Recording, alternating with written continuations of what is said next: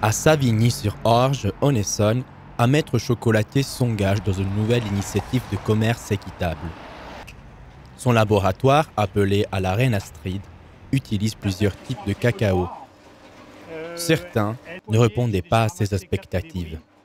Celui du Cameroun l'a comblé. Sa belle couleur rouge est le résultat d'une cultivation soignée.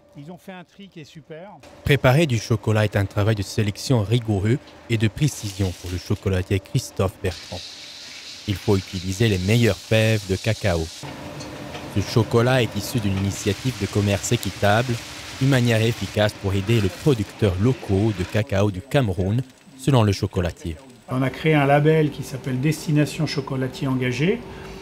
L'idée, c'est que pour des petites coopératives comme ça, qui n'ont pas les moyens de se faire labelliser sur les grands labels, on fasse quelque chose de très simple, un chocolat qui est fermenté selon un protocole que nous avons déterminé. Donc ça veut dire qu'il faut qu'il soit travaillé après la récolte, sinon pas de label.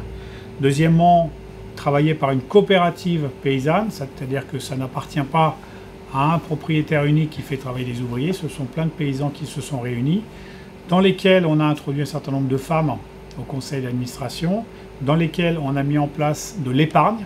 Donc on veut que la coopérative épargne à la place du planteur, parce que les planteurs ne savent pas épargner, ils dépensent leur argent trop vite, et quand il faut inscrire les enfants à l'école, par exemple, ils n'ont plus de sous. Christophe Bertrand s'engage pour améliorer les conditions de production et même pour y reconstruire une école pour les enfants des cultivateurs. La démarche de dire que le cacao, il faut le payer au prix auquel il vaut. Il faut permettre à ces planteurs de cacao, non pas de subir la condition qu'ils ont héritée de ces plantations et donc ils ne les travaillent pas parce qu'en fait ça ne vaut pas le coup, on ne les paye pas, donc ils n'ont pas de raison de s'enquiquiner à tailler les arbres, mais de devenir des vrais planteurs et de se dire que ça peut devenir un métier qui les fait vivre. Ce cacao made in Cameroun rapproche les petits producteurs et les chocolatiers français.